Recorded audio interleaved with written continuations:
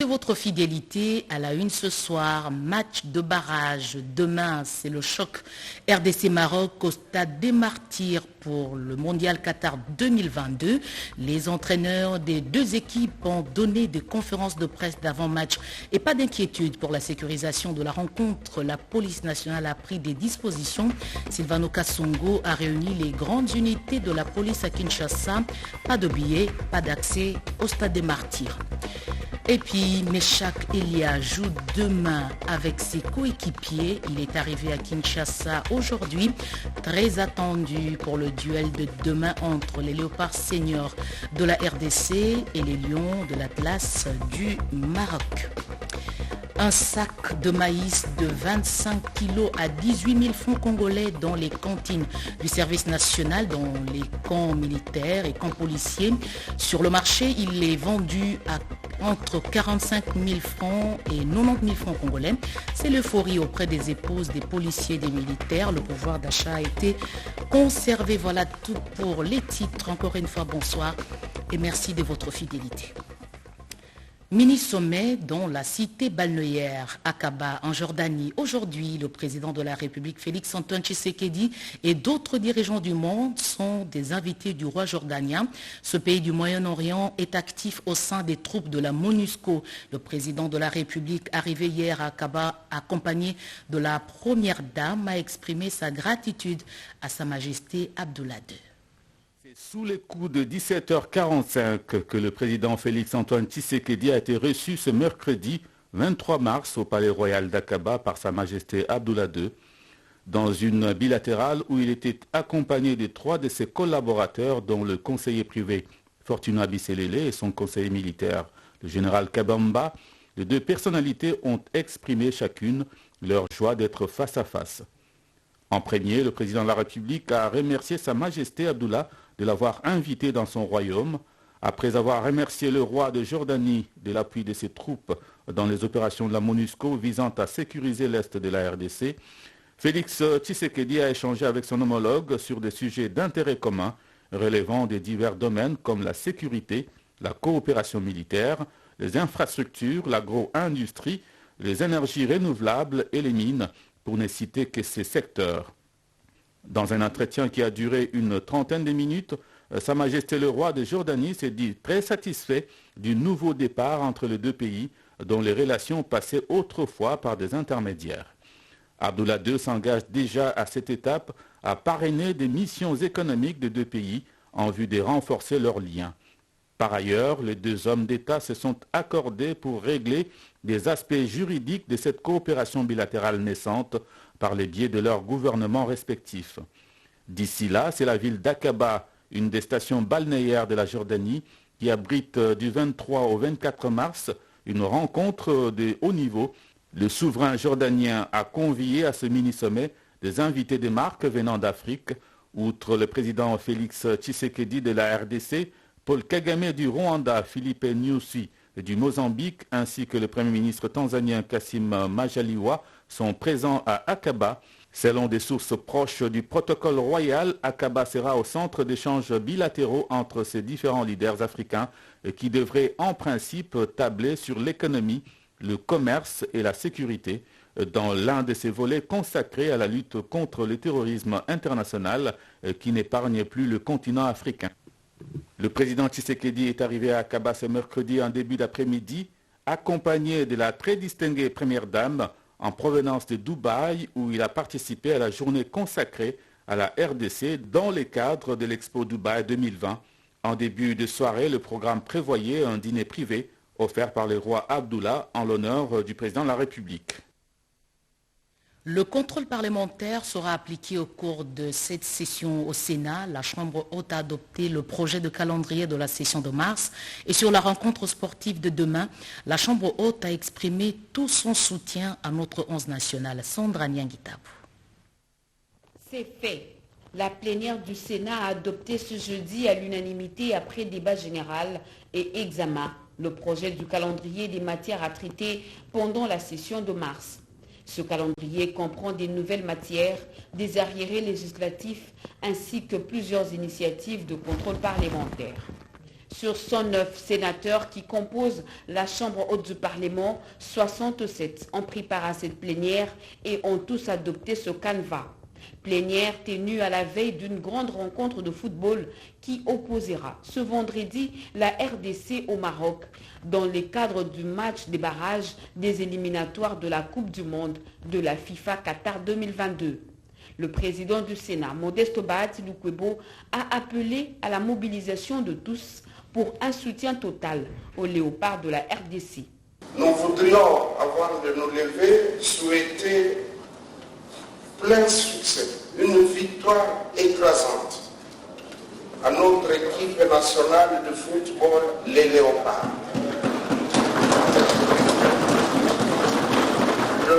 Le match décisif, c'est vendredi 25 mars 2022. C'est un match de barrage pour participer à la Coupe du Monde de Qatar. Vous comprenez l'enjeu et votre soutien et vos prières accompagnent notre équipe nationale de Léopards. Le président du Sénat a par ailleurs appelé les sénateurs à plus d'assiduité pour que les matières inscrites au calendrier de cette session soient épuisées avant de les interpeller sur le dépôt dans le délai des rapports des vacances parlementaires.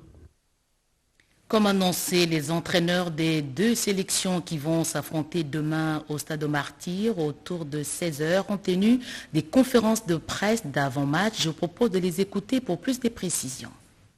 Nous savons que ce n'est pas facile. Le Maroc, c'est une des grandes équipes, l'une des grandes équipes d'Afrique. Nous aussi, nous avons des chances. Voilà, donc, nous pouvons les rendre difficiles ce match. Nous savons que le fait de se qualifier à la Coupe du Monde et la joie que nous pouvons donner au peuple congolais. Estamos convencidos que lo que vamos a hacer nos pueda dar la victoria. Nous sommes convaincus que ce que nous allons faire demain sur le terrain, ça peut nous donner la victoire. Je pense que l'état mental de tous les joueurs, c'est d'être prêt pour ce match. C'est un match très important, si ce n'est pas le plus important pour beaucoup de Congolais. Donc je pense que l'état mental, tout le monde est prêt. C'est un match de barrage, c'est un match très difficile. J'ai vu un petit peu chaleur qui est un petit peu très grande, humidité. Après, c'est terrain synthétique, il faut s'habituer à tout ça. Il y a certains inconvénients pour nous, mais ça c'est pour deux équipes. Maroc est venu pour faire un bon résultat, pour préparer la suite. Il y a un match, et comme tous les matchs de barrage, il y a quand même un petit peu de tension, un petit peu les choses qui se passent, mais nous on est très concentrés, calmes, déterminés, on sait pourquoi on est venu là. Mecha Kelia a enfin rejoint la sélection nationale du football congolais à la veille du match de barrage aller de la Coupe du Monde 2022 RDC contre le Maroc. Le 27e et dernier joueur convoqué par le sélectionneur des Léopards, Hector Cooper, Mecha Kelia vient de rejoindre les autres Léopards pour le match aller qui se jouera demain vendredi au Stade Martyrs autour de 16h. Pendant leur préparation, nos joueurs ont été surpris par la visite du Premier ministre au lieu d'entraînement. Jean-Michel Samalou Condé a rassuré que tout est mis à contribution pour la réussite de ce match, de tous les espoirs pour espérer une qualification 48 ans après. Coupe du monde de football Qatar 2022. À 2 jours du match barrage, Léopard de la République démocratique du Congo, Lion de l'Atlas du Maroc, en plein entraînement, le 11 national a été surpris de la visite du Premier ministre au Stade des Martyrs. Porteur d'un message du chef de l'État, Félix-Antoine Tshisekedi Tshilombo, et en sa qualité de chef du gouvernement, Jean-Michel Samalou Condé Kyenge a voulu avoir les cœurs nets sur les derniers préparatifs de ces matchs allés prévus pour le vendredi 25 mars 2022. Oui, bien sûr, le message que je suis venu apporter à nos vaillants léopards, c'est d'abord un message d'encouragement de la part du président de la République, le premier sportif du pays. C'est un moment historique Et donc, je voulais les assurer qu'ils ont bien sûr tout le soutien de toute la population congolaise et que nous, notre travail, c'est de les accompagner, de mettre en œuvre tout le nécessaire pour qu'ils puissent atteindre cette victoire. J'ai mentionné que nous mettions Dieu à contribution. Ça m'a fait plaisir de les voir prier et en entame d'entraînement et à la fin, parce que c'est avec Dieu que nous vaincrons. Et j'ai surtout tenu à leur rappeler que nous sommes à l'aube d'un moment historique. 48 ans après, nous croyons. Tout le peuple congolais croit que c'est possible qu'on fasse la différence. Et cette histoire, ça s'écrit maintenant. Ça s'écrit avec chacun d'entre eux. Leur nom sera écrit dans l'histoire et tout le peuple congolais s'en souviendra. On reste convaincu que non seulement avec la présence du chef, parce qu'il ne veut pour rien au monde manquer ce match, être ici pour encourager nos léopards, mais avec toute la population congolaise, nous allons arracher cette victoire que nous voulons d'abord ici et puis concrétiser au Maroc où nous aurons ce match retour et finalement cette participation à la Coupe du Monde au Qatar. En père des familles, le chef de l'exécutif national a prodigué des sages conseils aux léopards de la République démocratique du Congo, les a exhortés à plus de confiance en eux tout en les rassurant le soutien de tous les pays. Vous n'avez pas de billets, suivez le match de demain loin du stade de Martyrs. La police a pris une batterie de mesures pour sécuriser cette rencontre importante. Ceux qui vont enfreindre la loi seront pris pour des délinquants. Destination Kanyama-Kasese. Silvano Kasongo a réuni les grandes unités de la police à Kinshasa. Iverson Kabwaba. La sécurisation du stade des Martyrs en rapport avec les inciviques d'Ikuluna était au centre de la réunion d'urgence présidée par le commissaire divisionnaire adjoint de la PNC, le général Silvano Kasongo. Réunion tenue à l'attention des commandants des grandes unités de la police. Ces rendez-vous avaient pour objet d'arrêter les mesures de protection des spectateurs et de renforcer la sécurité du stade avant, pendant et après le match des barrages qui va opposer les Lions de l'Atlas du Maroc aux Léopards de la RDC. C'est vendredi 25 mars 2022. Je demande à la population de soutenir l'équipe nationale dans la discipline. Ne va entrer au stade que celui qui a un billet ou une invitation. Les autres peuvent soutenir à part de leur maison. Vous devez savoir que le commandant suprême sera au stade et nous allons prendre des dispositions sécuritaires importantes pour que ça se passe dans le calme. S'il y a des civiques ou des coulons ou des voyous qui croient qu'ils vont venir mettre des ordres au stade, ils vont nous trouver sur le chemin. On va les arrêter, on va les déférer, on va les envoyer à Kanyama-Kasese. On va commencer l'opération Kanyama-Kasese à partir de cette semaine, la semaine prochaine. Je demande à la population de soutenir dans la discipline et dans le calme. Cette rencontre marque un signal fort à l'endroit des récalcitrants, car le chemin de Kanyama-Kasese sera réservé aux fauteurs en eau trouble, a martelé le commissaire divisionnaire adjoint de la police nationale congolaise. Pour faire complet, un soutien spirituel pour absolument gagner la rencontre de demain, le président national de Allez-y les Léopards rénové, Yassante Moulongo, est allé solliciter les prières de l'évêque Dodo Kamba, Luxon Kabala.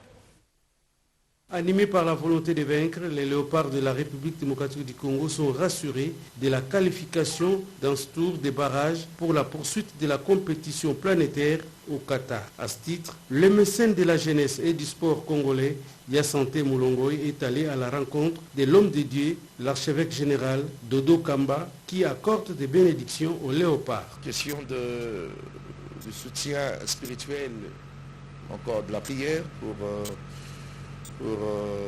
le léopard qui va en compétition. Il faut admettre qu'après 4 décennies, nous retournons à la compétition internationale, la Coupe du Monde. On a besoin d'associer Dieu dans ça. Il a pensé me voir pour solliciter notre soutien, principalement dans la prière. Le président national d'Allez-y les Léopards rénové, Yassante Moulongo, donne la portée de cette rencontre. Comme nous sommes devant l'un des disciples de Dieu, nous sommes confiants. Et je vous parle avec conviction que notre équipe nationale va battre le Maroc. Puis ce qui était très important au départ, c'est l'unité. Comme tout le monde est concerné, à voir la grandeur de ces grands hommes de Dieu, il fallait venir le chercher et qu'il nous donne cette bénédiction de notre équipe nationale des léopards. Les léopards de la République démocratique du Congo, hyper motivés, sont en route vers le Qatar.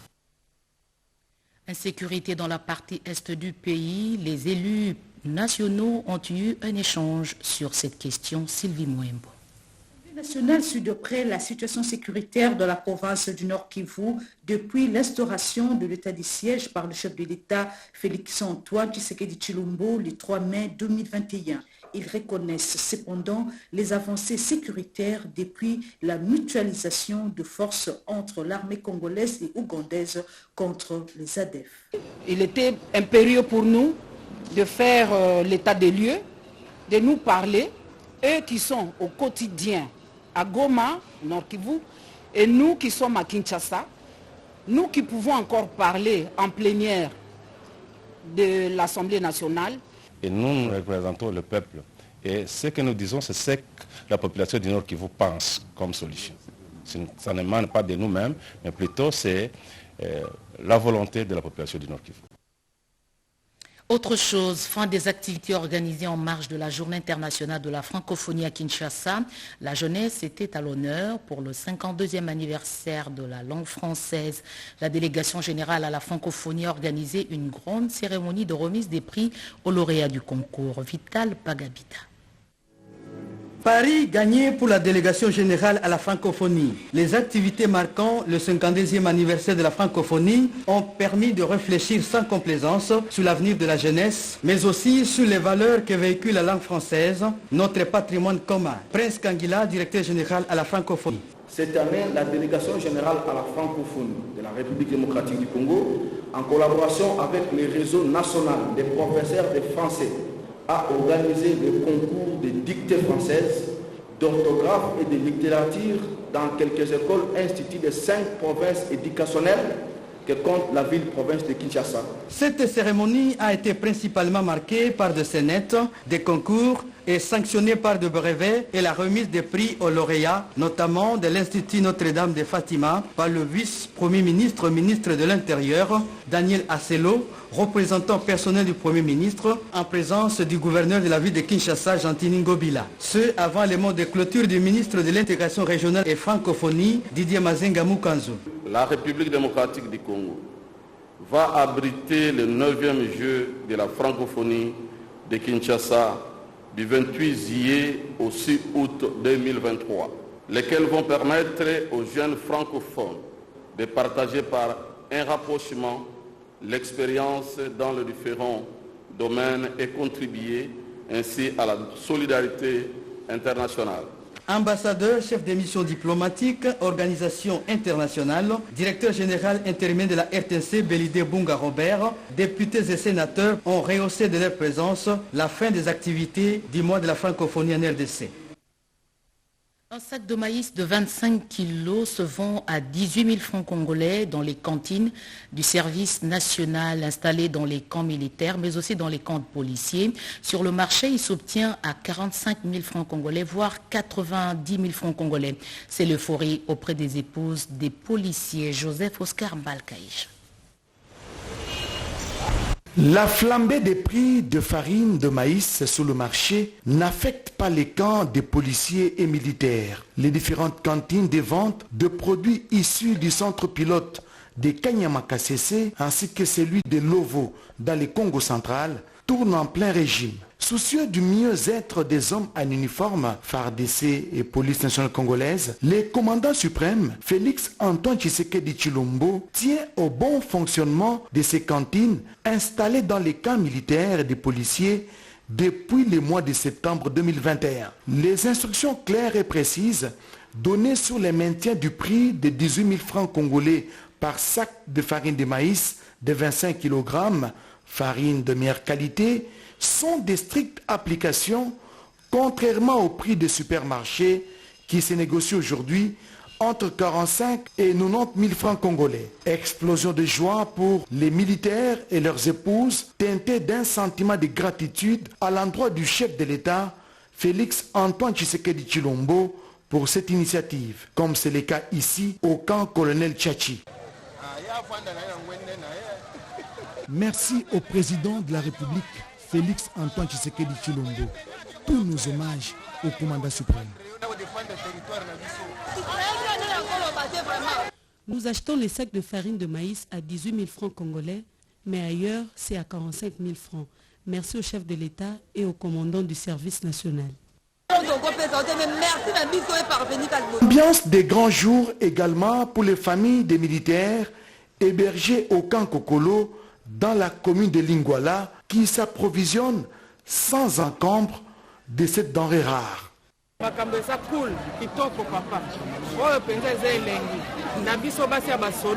C'est une immense joie pour nous, familles de militaires.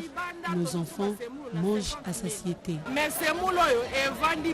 La cantine placée au camp Lufungula dans la commune de Lingwala ne connaît pas de rupture de stock.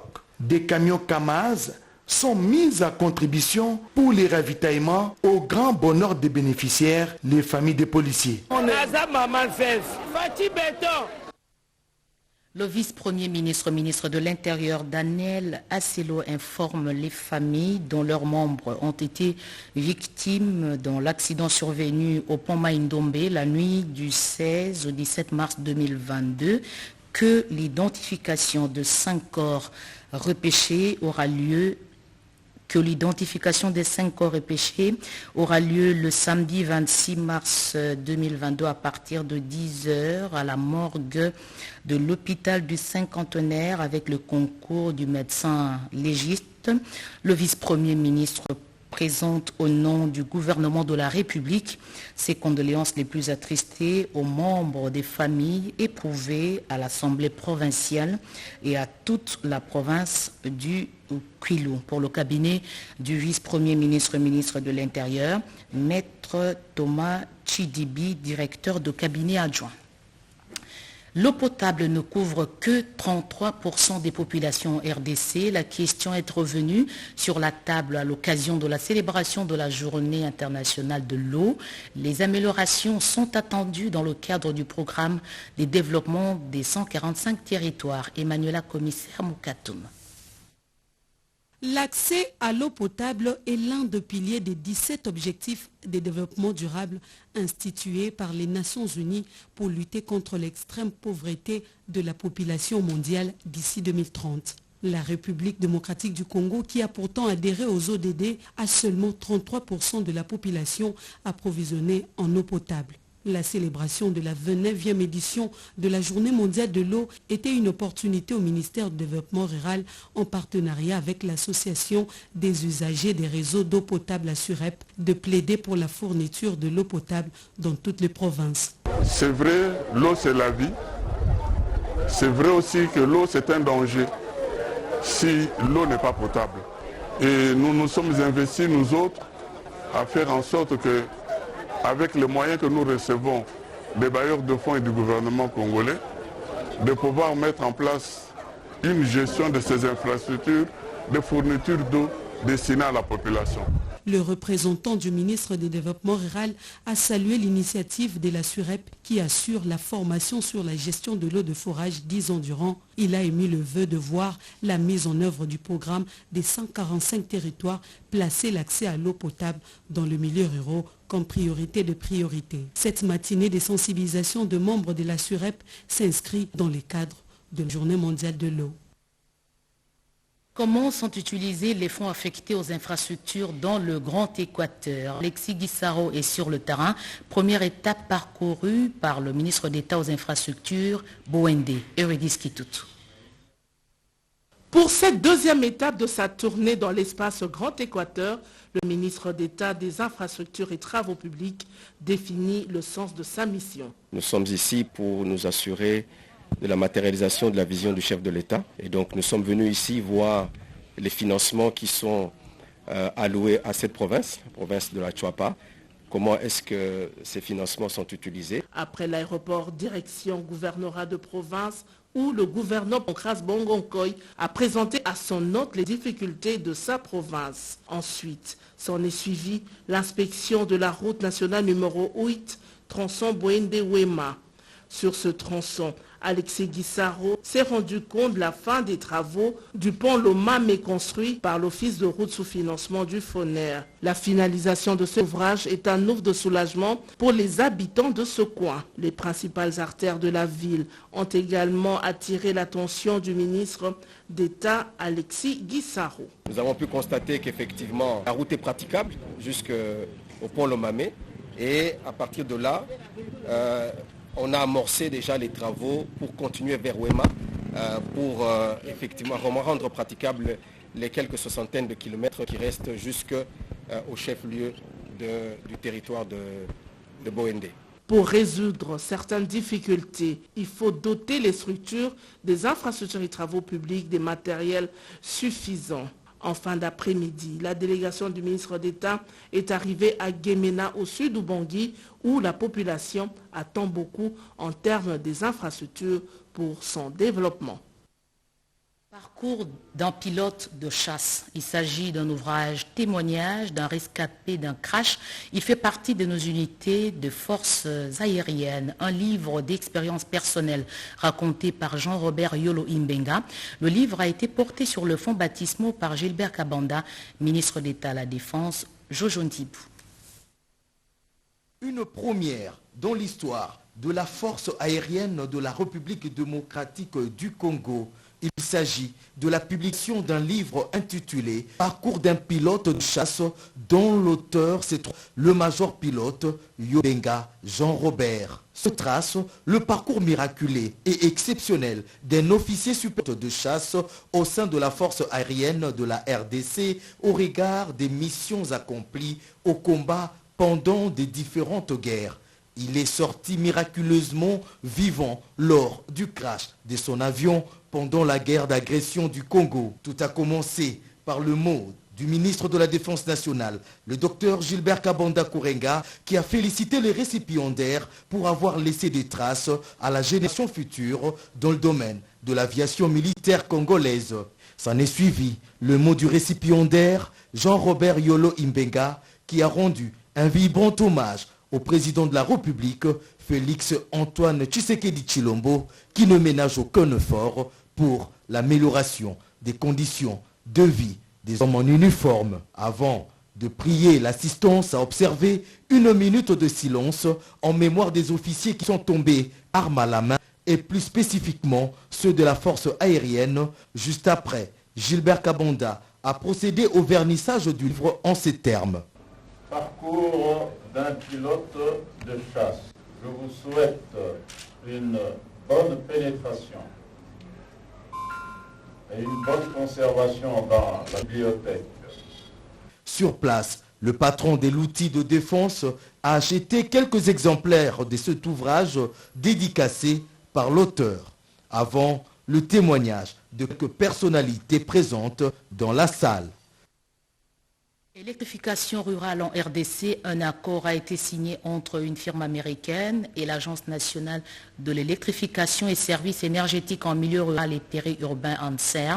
C'est l'une des retombées de la table ronde organisée il y a peu. Détail Ramazani Moulanda. La table ronde tenue du 25 au 26 janvier dernier sous les auspices ANSER et qui réunissait autour d'une même table différents partenaires de l'électrification rurale en RDC. L'heure est à la concrétisation des promesses qui ont été tenues par les parties prenantes. C'est dans ce cadre que l'entreprise anglaise Bibos a signé hier au siège d'ANSER un accord de partenariat avec cette agence de l'État congolais. Depuis janvier 2020, où on a signé le premier accord, protocole d'accord avec sous le patronage du président de la République, on a électrifié déjà 1 million de personnes à travers le territoire. Donc on a 40 centres de distribution à travers le pays. Aujourd'hui, on est sur des solutions d'électrification renouvelable décentralisées, aussi des solutions de cuisson propre. Et la signature de ce nouveau protocole d'accord pour étendre notre partenariat avec la République sera pour encore électrifier 9 millions de personnes dans les 5 prochaines années. Bibos est en action sur l'électrification rurale en RDC bien avant la création d'ANSER, mais il était basé surtout à l'est du pays. Je suis très content en tant qu'ANSER parce qu'on fait les relais, effectivement. Le premier accord a été signé par les ministres il y a 2 ans. Et nous avons entendu tout à l'heure Bibos nous présenter des résultats très satisfaisants. Il faudrait signaler ici que, selon les prévisions du chef de l'État, Félix Antoine Tshisekedi, plus de 15 millions de Congolais vivant dans les zones rurales et périurbaines devraient bénéficier de l'électrification d'ici 2023. Les femmes sont moins intéressées par les filières techniques, mais on trouve quand même quelques cas rares, tels que Makaya Kiawa. Elle est élève en électronique à l'Institut technique et pédagogique de Kasangulu, au Congo central. On la découvre dans ce reportage signé Fifi Tézi Bokembe. Cette jeune fille en 8e électronique évolue sans complexe dans le filière jadis occupée par les hommes. Elle tire sa motivation dans une autre femme qui a percé. Quand j'étais petite, il y avait une amie seulement de mon père qui étudiait avec lui à l'ISTA et qui faisait aussi l'électronique. C'est lui qui a créé les robots roulage là-bas à Kinshasa. Je lui ai pris comme modèle. Je vais juste créer ce que les gens déjà ont créé, mais je vais le faire à ma manière. Je vais un peu modifier. Au milieu des hommes, elle se comporte en tant que telle. J'ai appris à parler devant les gens sans avoir honte d'eux. J'ai appris à affronter les mondes sans avoir honte du monde. Malgré ce que les gens disent là, ça ne me regarde pas. Moi, je fais ce que ma tête me dit de faire. Quand il s'agit des études, je suis un homme aussi. Mais quand il s'agit d'autres choses, là, je suis une femme. Véritable modèle pour ses semblables, cette jeune fille constitue le prototype des femmes qui veulent révolutionner le monde. Autre chose, il est sous les feux des critiques. Jean-Marie Kalumba, ministre de l'économie, est victime de son choix d'accompagner la politique du juste prix des biens et des services sur le marché. C'est ce que croit la plateforme des communicateurs de l'Union Sacrée. Je vous propose d'écouter Maître Donald Kabasele. L'actuel ministre de l'économie nationale, son Excellence Jean-Marie Kalumba, est à ce jour victime de son choix et sa détermination à accompagner le président de la République dans la politique de la baisse de prix de biens et services sur le marché. Le ministre Kalumba a le mérite d'avoir baissé le prix de billets d'avion au moyen de sacrifices énormes. Il a également réussi à négocier pour l'intérêt de la République démocratique du Congo les quotas de pêche en Namibie en vue de la baisse de produits surgelés.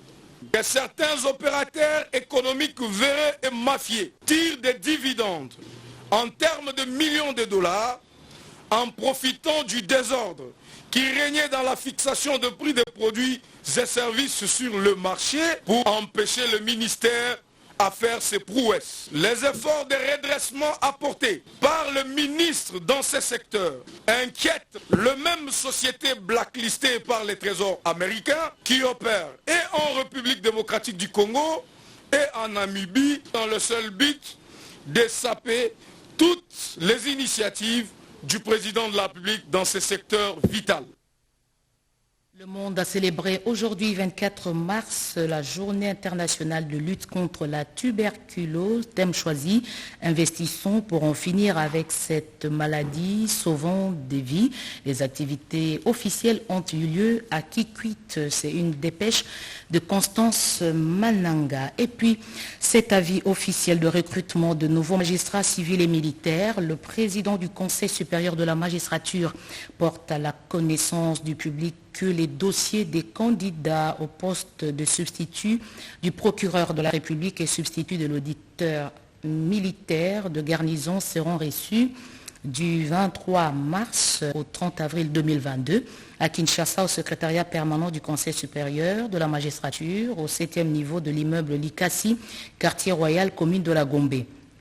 En province, au siège des cours d'appel, il importe de rappeler que le statut de magistrat dispose en son article 1er ce qui suit: nul ne peut être magistrat s'il ne réunit les conditions énumérées ci-après: posséder la nationalité congolaise, être âgé d'au moins 21 ans accompli et n'avoir pas dépassé l'âge de 40 ans, jouir de la plénitude de ses droits civiques, jouir d'une parfaite moralité contestée, d'une moralité attestée par un certificat délivré par une autorité administrative et par un extrait de casier judiciaire, posséder les aptitudes physiques et mentales attestées par un certificat médical daté de moins de 3 mois au dépôt du dossier au secrétariat permanent du Conseil supérieur de la magistrature, être titulaire d'un diplôme de docteur ou de licence en droit